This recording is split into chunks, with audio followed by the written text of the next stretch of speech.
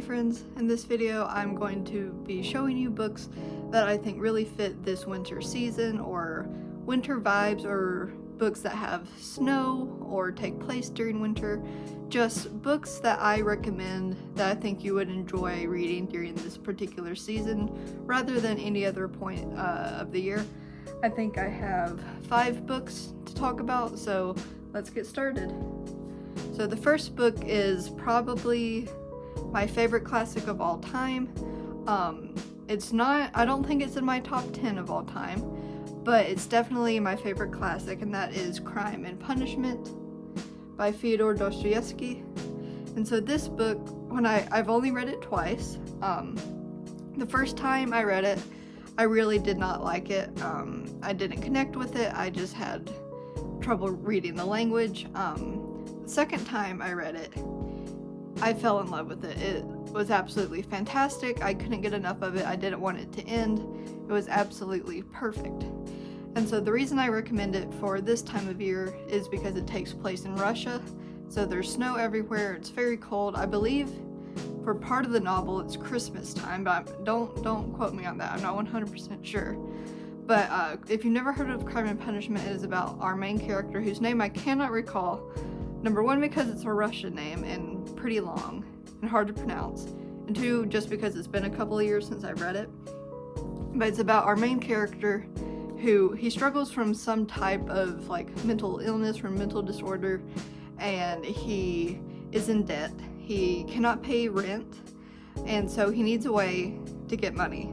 So he goes to pawn off some of his old jewelry or something, and so ends up this isn't a spoiler, it happens in chapter 2. He ends up killing the either the pawnbroker or the lady he was selling to. He ends up killing her. I can't remember if he does it on accident or on purpose, but it leads to a whole sequence of events that we follow throughout the novel. There's a policeman who's trying to solve this murder and subsequent murders. There's another poor family that he helps. So it's really about poverty, the rich taking from the poor. It's about mental illness. There's a little bit of religious context in this, but it's a really good novel. If you can get over the language and the names that are being used.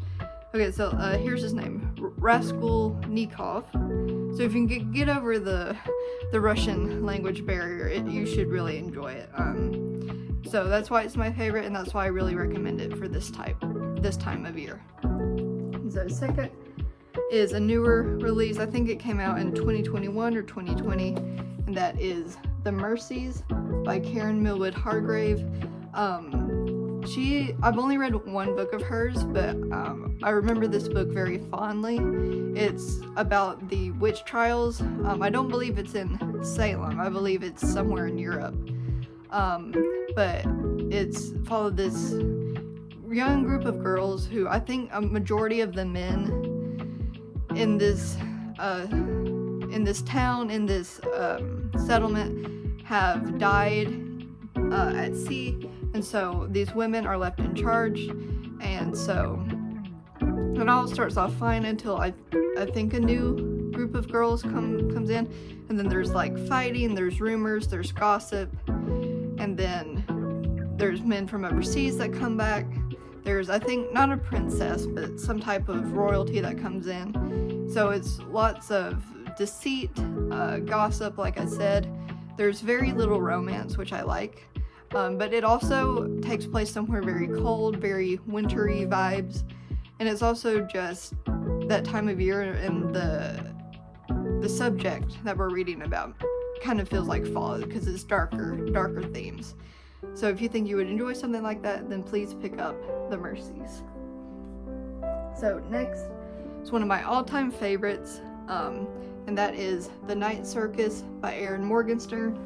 Erin Morgenstern, who I've only read 2 books, and I'm only talking about this one today because I prefer it than the other one. She has a special ability with imagery and words to pull you into the story. I remember I've read this book 2 or 3 times. just because I love it so much. But the way that she draws you into a story, I mean, it's almost magical, and her stories themselves are magical. So the Night Circus follows a mysterious circus that appears, disappears, and then reappears in other locations throughout time. And so we follow this circus family who, whether they have powers or not, it's kind of left up to the reader. Whether the magic is real or not, it's left up to the reader. And then you have this little outsider boy who's trying to join the circus, and so he's kind of following, we're following him, trying to figure out if the circus is real or not. And then you have this like decades lasting game of kind of like life or death, and so there's romance in that, but I didn't mind it, actually. It was very good. And so while I don't think this takes place in winter specifically, it's just having a circus for some reason makes me think of winter vibes. I don't know why, and part of it is probably because some of this scenes in this are very like cozy feeling, gives you like a warm feeling in your chest, just because of like, I guess, the familial elements of the circus. But yeah, so that's why I recommend it. And so there are lots of different characters, lots of different things to keep track of, but I really, really enjoyed it. So that is why I recommend The Night Circus. And so next, the last two books are from the same genre or subgenre, which is dark academia. And so the first one I'm going to recommend is like the godmother of dark academia, which is The Secret History by Donna Tartt. I read the first half of this last year, and then I finished it in March, and it took me that long for good reason. It's like 550 pages, but there are only 8 chapters, so the chapters are very long. It's very dense, and like the type is very small, like very small typesetting. So it's just a lot. It's heavy, not necessarily because of the subject matter, but just because it just feels very dense when you're reading. And so this book is about, you find out in chapter 1, or the prologue, I don't know which one, that there's a group of friends that are in college together, and all of them have murdered one member of this group of friends. So I think there's 5 or 6 of these friends, and so they've murdered Bunny, who is like this annoying, kind of gets under your skin, skinny guy. And so they've murdered Bunny. And so it does take place over, I believe, a semester or a full year of college. But at least part of it is during winter, because like the first chapter they say they won't find Bunny's body until like the snow melts or the ice melts. So that's why I recommend it, and also because of like kind of the dark parts of like the murder itself. And just academia feels really like winter vibes. It doesn't feel like, oh, spring, happy. No, it's like dark. You're studying, you're learning, you're expanding your brain. So that's why I recommend this one. If you can get over how dense it is and really want to dedicate some good amount of time to it, then I definitely recommend The Secret History by Donna Tartt. And then the last one I read about 2 months ago, another dark academia, The Maidens by Alex Michaelides. I'm not sure how to pronounce his last name, but it's The Maidens. He has another work which I think is loosely related or in the same universe as this, but this one also dark academia, like I said. This one I did not enjoy as much. I gave it 4 stars, but it was just because the ending fell a bit flat for me. It was a bit of an unanswered question, didn't really understand what happened at the end. But because it's dark academia, it takes place in a college. There's, again, murder, as is required of dark academia, but this time it's centered really around a group of girls and this middle-aged male professor. So at first I was like, okay, creep vibes, but you don't you're trying to figure out, can we trust this female main narrator or not? You don't know. You're struggling with that throughout the entire novel, so you don't know if the professor's a creep or if he's just innocent, like trying to teach these girls about Greek myths and things.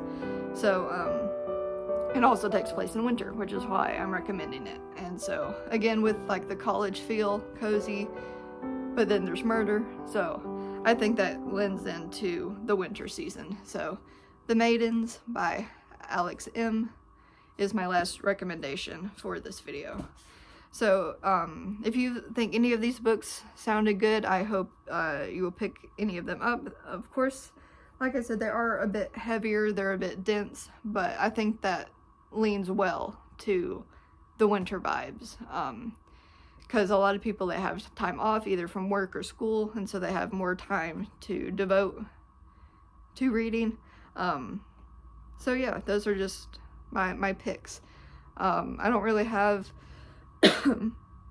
anything that I'm reading now that I could recommend because I'm just now starting a book. So but yeah, those are my 5 recommendations for the winter season that hopefully can get you in the mood for Christmas or just having time to yourself.